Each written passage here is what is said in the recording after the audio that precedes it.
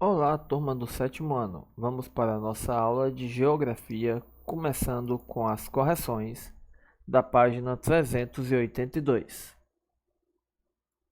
Vamos lá. Observe as fotografias a seguir e assinale o principal problema ambiental representado em cada uma delas. Pulverização de agrotóxico em cultivo de uva no município de Petrolina. O principal problema ambiental vai ser contaminação do solo e das águas. Como isso vai acontecer? Simples. O agrotóxico ele vai se acumular no solo, causando essa contaminação, e quando chover vai ser levado pela enxurrada para os rios e lagos, que também vai contaminar os lagos e os rios e as fontes de água potável. E o outro, Vossoroca no município de Caceque, que é o que? Remoção de camadas do solo. Por retirarem as camadas do solo, seja para minerar ou para abrir espaço para o gado comer, deixa aquele solo com fácil acesso, digamos assim, facilmente levado pela erosão, o que causa esses buracos, essas crateras, as chamadas vossorocas. Muito bem, da 382 vamos pular para 390. Pausem a aula e vão para a página correta. Muito bem, vamos lá. Observe os gráficos abaixo: Brasil, população rural e urbana de 1950 a 2015. Era o Pac-Man amarelo que virou o Pac-Man azul. Vamos lá. O que os gráficos acima representam? A porcentagem de brasileiros que viviam no espaço urbano e rural de 1950, 70, 91 e 2015. Qual era a porcentagem da população urbana em 1950? A urbana em 1950 era de 106%. E qual era a porcentagem da população urbana em 1991? Em 91 era de 76%. De acordo com o que você estudou, o que impulsionou o aumento da população urbana mostrado nos gráficos? A gente viu que foi processo de industrialização iniciado em meados do século XX, proporcionou o crescimento e o surgimento de novas cidades. O êxodo rural também ocasionou a vinda de muitas pessoas do campo para a cidade, ou seja, os principais fatores foram a industrialização e o êxodo rural. Com suas palavras, explique a diferença entre metrópole e região metropolitana. Metrópole: cidades densamente povoadas que exercem influência econômica, política sobre os municípios vizinhos, com os quais formam áreas de conurbação. Lembrando que conurbação é quando duas cidades se conectam fisicamente, ou seja, uma cresce ao ponto de tocar a outra. Aí você não sabe quando uma começa e a outra termina. Regiões metropolitanas são áreas definidas pelo governo federal com o objetivo de auxiliar no planejamento e na administração das metrópoles e seus municípios vizinhos. Ou seja, é toda aquela área em que a metrópole exerce influência. Página 391. Sobre os problemas urbanos causados pelo crescimento desordenado das cidades, complete corretamente as frases com as palavras do quadro abaixo. Encosta saúde, desemprego, fundos, escola, ocupações irregulares, saneamento e esgoto. Alguns serviços, como atendimento à saúde e educação, se tornam insuficientes, pois as cidades não possuem a quantidade necessária de postos de saúde e escolas. Em algumas cidades, a falta de saneamento básico, como a coleta e o tratamento de esgoto, tem causado a poluição das águas. A falta de planejamento urbano também favorece o grande número de ocupações irregulares e a construção de moradias em áreas impróprias para habitação, como encostas de morros e fundos de vales. Muitos trabalhadores não conseguem ser absorvidos pelas atividades econômicas da área urbana, gerando altos índices de desemprego. Observe a fotografia abaixo e responda as questões. Qual problema ambiental urbano pode ser observado na fotografia? Despejo de esgoto sem tratamento em rios e riachos, provocando poluição das águas. Que outros problemas ambientais podem ser observados na área urbana no município em que você mora? Se a gente for olhar, aqui no nosso município tem o problema da coleta de lixo e principalmente de esgoto caindo nos rios sem nenhum tipo de saneamento.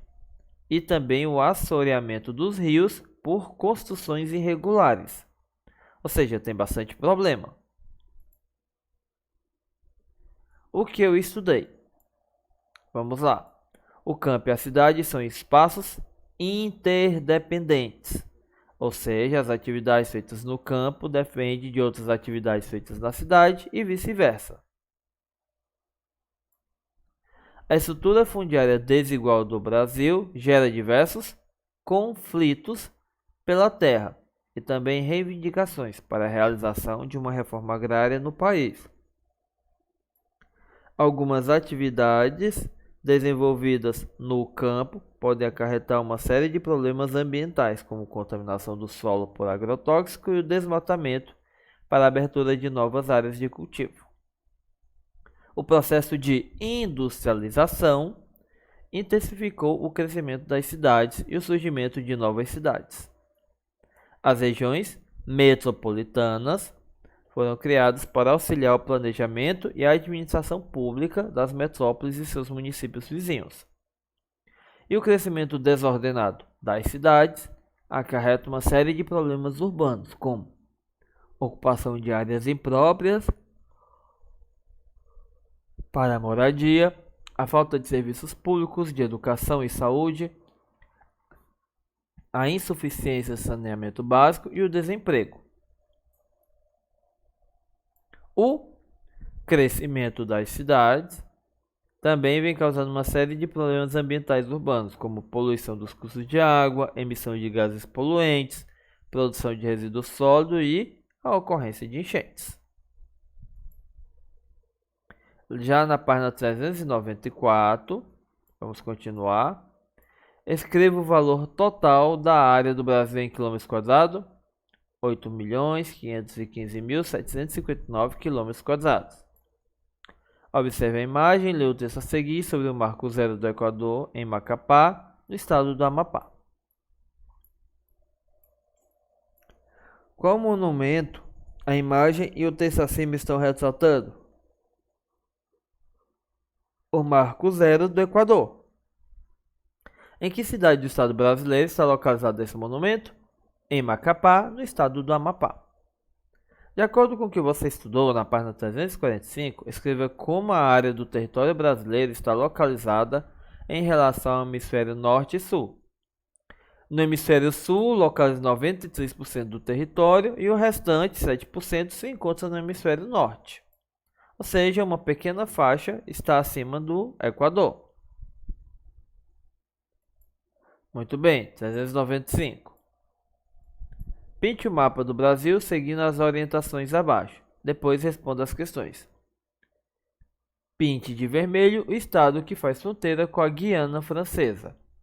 Vamos abrir no Paint e ver como fica.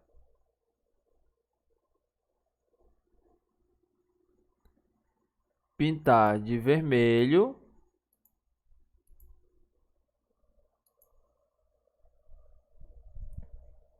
o estado que faz fronteira com a Guiana Francesa, né?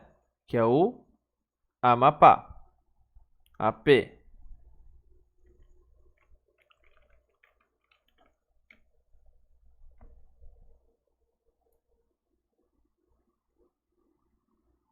Muito bem, vai ficar lindo. Pinte de verde os estados que fazem fronteira com a Guiana, que é Pará e Roraima. Se é o verde, vamos pegar o mesmo verde. São quais? Pará e Roraima. Pará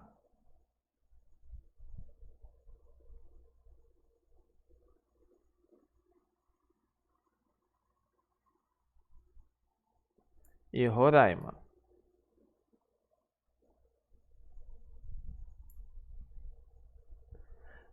Pinte de roxo o estado que faz fronteira com a Colômbia. O estado que faz fronteira com a Colômbia é o Amazonas.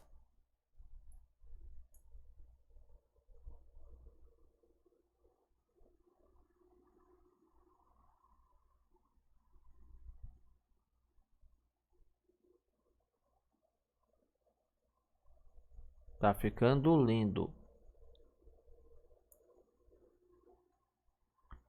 Pinte de laranja os estados que fazem fronteira com a Bolívia, que são Acre, Rondônia, Mato Grosso e Mato Grosso do Sul. Com a Bolívia, né? Acre, Rondônia, Mato Grosso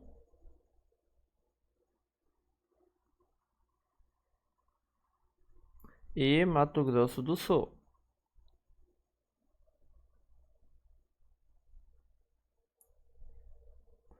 Muito bem.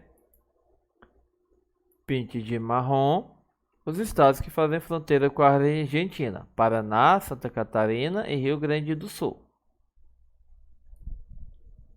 Paraná, Santa Catarina e Rio Grande do Sul.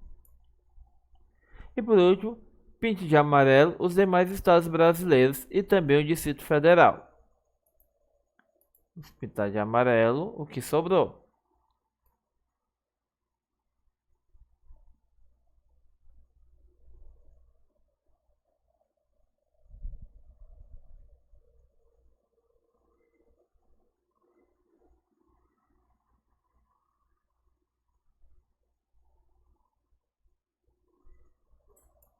Lindo.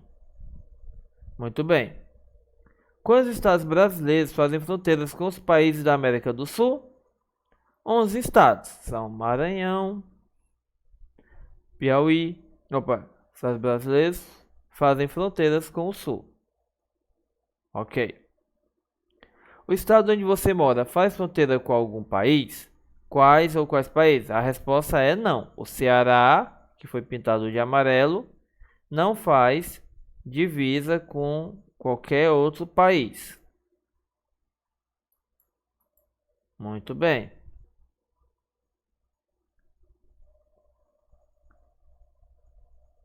Fecha.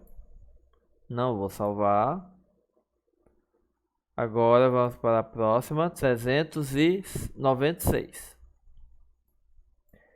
Insira na tabela abaixo o valor da extensão de cada uma das vias de transporte no Brasil de acordo com os dados da página 362. Rodovia asfaltada, 213 mil km. Ferrovia, 28 mil km. Hidrovia e trechos navegáveis, 40 mil km. No espaço a seguir, desenhe uma via de transporte muito utilizada no município onde você mora. Para finalizar, crie uma legenda descrevendo o seu desenho. No caso, eu não vou desenhar, mas seria uma pista, né? Afinal, aqui não passa nem linha de trem, nem tem áreas navegáveis. É somente as rodovias. Muito bem. 397. Cite dois exemplos de interdependência entre espaço rural e espaço urbano. Vamos ver. Por exemplo, podemos citar o algodão, cultivado no campo e transformado pelas indústrias, em tecidos e roupas que são comprados tanto pelas pessoas que moram na cidade, como as pessoas que moram no campo. E os moradores do campo dependem de serviços prestados por bancos, hospitais e muitos outros profissionais, como médicos, veterinários e agrônomos, que ficam nas cidades. Observe a imagem e assinale as alternativas corretas sobre ela. O uso de colheitadeira é um exemplo de modernização rural do campo brasileiro? Sim. As máquinas colheitadeiras eliminaram os postos de trabalho de muitas pessoas no campo? Eliminaram também. Pesquise na internet ou em jornais uma manchete que destaque um problema ambiental no campo. Depois escreva no espaço abaixo a manchete pesquisada e apresente aos colegas. Verifique se esse problema ocorre no campo do município onde vivem e comente como pode ser solucionado. No caso aqui, vocês iam colocar uma imagem de algum problema ambiental do campo. na página 398. Observe as imagens e complete suas legendas corretamente, utilizando as palavras do quadro. Via exclusiva, cidade pequena e problema ambiental. Campos Novos Paulista, no estado de São Paulo, tem poucos habitantes no seu espaço urbano, por isso pode ser considerada uma cidade pequena. Curitiba, no Paraná, é uma das cidades brasileiras que possuem vias exclusivas para ônibus e o transporte público. E, geralmente, as grandes cidades apresentam problemas ambientais que interferem de maneira negativa na qualidade de vida de seus moradores e etc. Com isso, a gente termina a nossa parte de correção e vamos para a matéria nova. Vamos começar, né? Módulo 3, capítulo 5, Diversidade Natural das Regiões do Brasil. A imagem que tem aí é uma imagem linda do lugar que todo mundo gostaria de visitar, não é? Que é o Parque Nacional de Itatiaia, localizado entre os estados de Rio de Janeiro e Minas Gerais. E mostra uma cachoeira com água limpa e cristalina. Muito bem. Formações vegetais nativas do Brasil.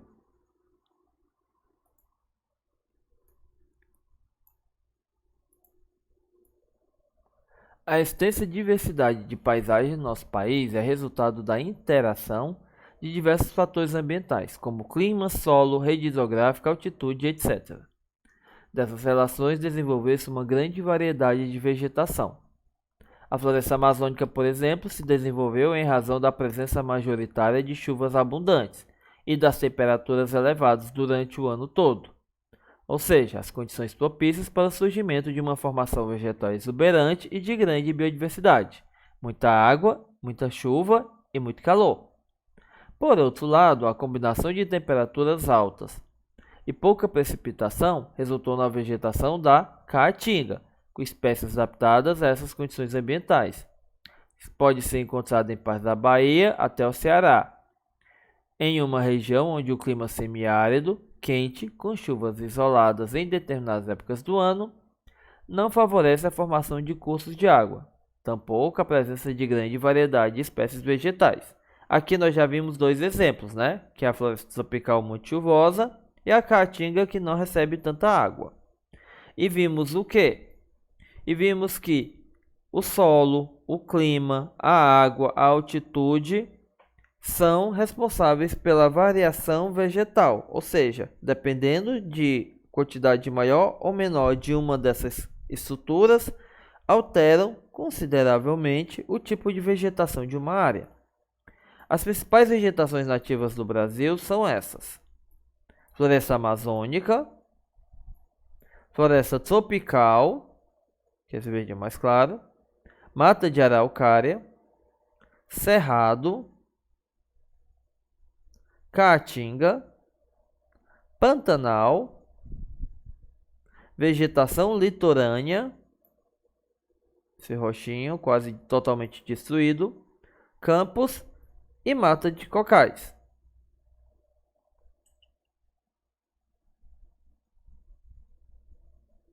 Muito bem. No caso aqui, localize o estado onde você vive e quais são os principais tipos de vegetação nele presente. Muito fácil de identificar, né? Muito bem, continuando. Entre os tipos de entre esses tipos aqui, né? Vamos ver cada um agora de forma resumida. Vamos estudar algumas características dos principais tipos de vegetação que se desenvolvem no Brasil. O primeiro, floresta amazônica. A área que essa floresta ocupa corresponde a 59% do território brasileiro. Conta com uma grande quantidade de espécies de árvores que podem chegar a 60 metros de altura. Tanto a fauna quanto a flora são diversas. Essa região abriga 10% de todas as espécies do mundo. Muitas espécies animais e vegetais dessa floresta ainda são desconhecidas e não foram catalogadas. Para vocês terem uma ideia da capacidade de diversidade de vida da floresta amazônica, uma área de aproximadamente 10 por 10 metros teria mais formas de vida diferentes que toda a Europa. Ou seja, a quantidade de espécies encontradas em uma área de 10 por 10 de floresta amazônica é mais diversificada do que toda a fauna da Europa. A floresta tropical, também conhecida como Mata Atlântica, que vem sendo muito devastada, também como a floresta amazônica. Essa floresta se estende por uma vasta área do Brasil, do litoral do Nordeste até a região sul do país, porção em que também é chamada Mata Atlântica. No interior, sua formação vegetal é influenciada principalmente pelo relevo, com maiores altitudes, enquanto os ventos úmidos do oceano influenciam as espécies que se desenvolvem no litoral, como bromélias, orquídeas e samambaias. A nossa conhecida caatinga.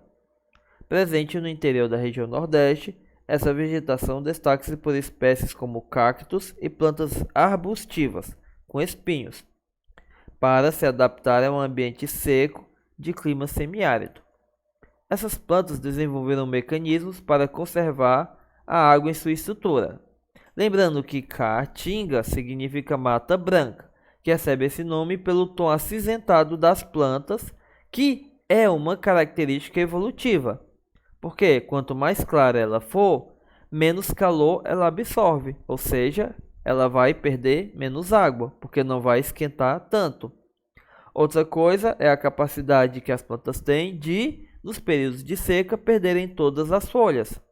Sem as folhas, ela não vai evaporar, então a pouca água que ela acumulou vai permanecer em segurança dentro dela, sem a evapotranspiração, e quando chover, elas vão soltar novas folhas. Muito bem, já tem outro exercício, né? Aqui. Vamos lá. Agora vamos ver o cerrado. A vegetação presente em 24% do território brasileiro. O cerrado é formado por extensas paisagens com árvores e arbustos espaçados e vegetação rasteira.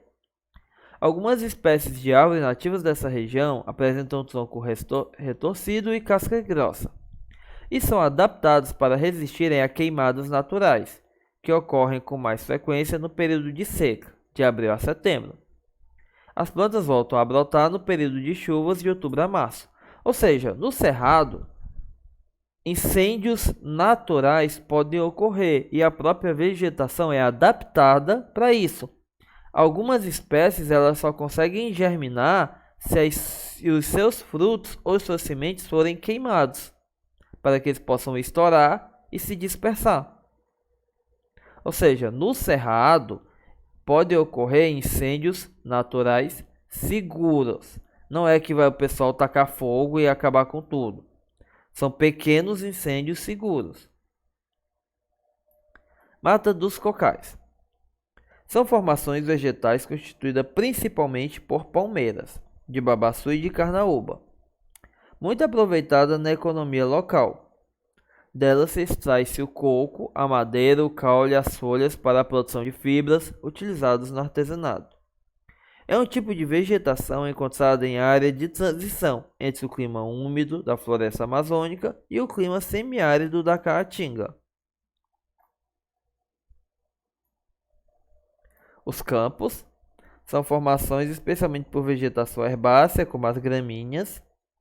Os campos situam-se nos estados da região sul. Desenvolve-se em clima subtropical, com temperaturas mais amenas e frias. As gramíneas apresentam entre 10 e 50 centímetros de altura. Esse tipo de vegetação se espalha por serras e áreas com relevo mais ondulado. Próximo aos rios, as formações mais arbustivas compõem as matas de galeria. Ou seja, é uma área tipicamente usada para a criação de gado. Afinal, já tem campos feitos.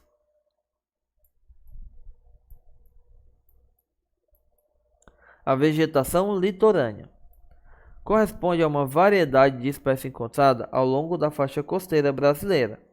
Entre elas, podemos citar a restinga, vegetação composta por plantas rasteiras e por algumas arbustivas que recebem influência direta das águas do mar. Há também o famoso manguezal, formado por árvores de longas raízes que desenvolvem em ambientes com alta salinidade. mas também com a presença de água doce, como foz de rios que desembocam no mar, que é essa vegetação com esse formato mais estranho, mas que ela é extremamente importante, pois ela acaba servindo de berçário para muitas espécies de peixes e outros crustáceos. Pantanal, vegetação que se desenvolveu na maior planície inundável do mundo, que, embora drenada pela bacia do rio Paraguai, permanece com áreas alagadas o ano todo. Situada na porção oeste do estado do Mato Grosso e Mato Grosso do Sul, o Pantanal reúne também espécies típicas de outras vegetações que estão ao seu redor, como a caatinga, a floresta amazônica e o cerrado.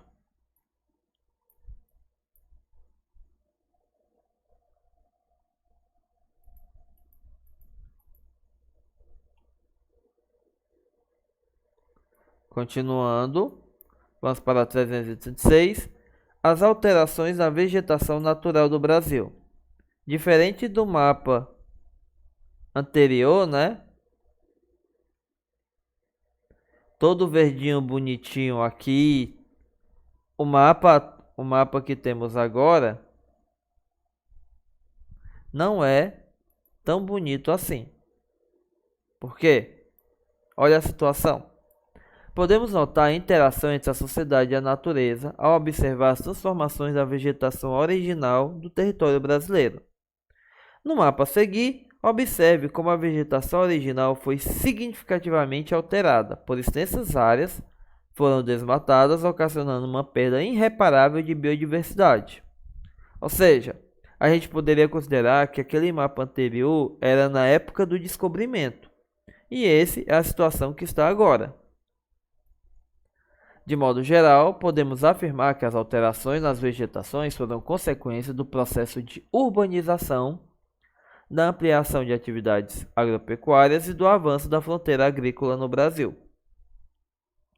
O cerrado é uma das formações vegetais mais ameaçadas do país. Suas áreas passaram a ser ocupadas pela atividade pecuária extensiva e pelo cultivo principalmente da soja. Além disso, o uso intensivo de agrotóxicos causa um grande impacto ao solo, tornando-o infértil e improdutivo. A vegetação que mais foi transformada no Brasil foi a Mata Atlântica. Nas últimas décadas, o processo de industrialização e urbanização contribuíram ainda mais para seu desmatamento, e atualmente contabiliza-se somente 15% da área remanescente de mata original. São os pequenos pontinhos aqui. Nos últimos 40 anos, as áreas agrícolas vêm expandindo-se, ainda mais em direção ao estado norte, acelerando o processo de desmatamento. Até a década de 60, aproximadamente 98% da vegetação da floresta amazônica era preservada. A partir de então, perdeu-se cerca de 13% das florestas original.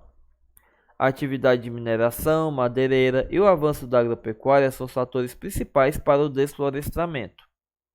E o ministro também do Meio Ambiente, que parece estar mais preocupado em tacar fogo e vender a Amazônia do que cuidar dela. Muito bem, já temos uma das atividades, né? Que é enumerar as definições de acordo com o tipo de vegetação. E continuando. Mais exercício na outra página, 336, né? E regionalização do Brasil. Primeiro a gente tem que entender o que é regionalizar. Regionalizar é dividir em pedaços chamados regiões. Esses pedaços quase sempre têm algumas características em comum. Isso é usado para fazer e para facilitar o estudo de cada ponto, porque assim ele pode se focar em situações na qual aquela região é semelhante ou diferente das demais. No caso, a regionalização do Brasil, frequentemente as pessoas atribuem diversos significados à palavra região. Por exemplo, a região mais quente, a região com mais rios, a região do corpo. Ou seja, trata-se de um termo empregado em geral para diferenciar uma área de outra, independente do seu tipo ou tamanho. As regiões são criadas com base em critérios previamente definidos e agrupam áreas que apresentam aspectos comuns ou semelhantes. Dividir o território em várias regiões pode ser muito útil para o planejamento territorial e para a gestão de políticas públicas. No caso, a primeira que a gente vai ver é a divisão regional do IBGE. A divisão regional oficialmente usada no Brasil foi criada pelo Instituto Brasileiro de Geografia e Estatísticas, IBGE, em 69. A proposta do IBGE considerou as características naturais, econômicas e culturais semelhantes entre o Estado e essa definição. Foi feita com base em pesquisas estatísticas e populacionais sobre o território, levando em conta os limites estaduais. Ou seja, ela foi feita levando em consideração a economia, a situação do povo, a população e segue à risca a divisa dos estados. No caso, acabou dividindo em 5 regiões: Norte, Nordeste, Centro-Oeste, Sudeste e Sul.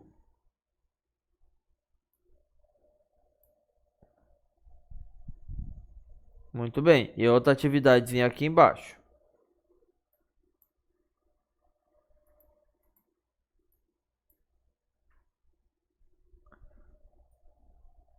Com isso, né, a gente já vai pulando da 337 para as atividades das páginas 338 e 339, que são atividades que vão ficar para a agenda de vocês. Ou seja, anotem aí a agenda e depois mandem um comentário para mim dizendo que copiaram a agenda. A agenda de vocês serão as páginas 330, onde tem uma questão, 331, onde tem outra questão,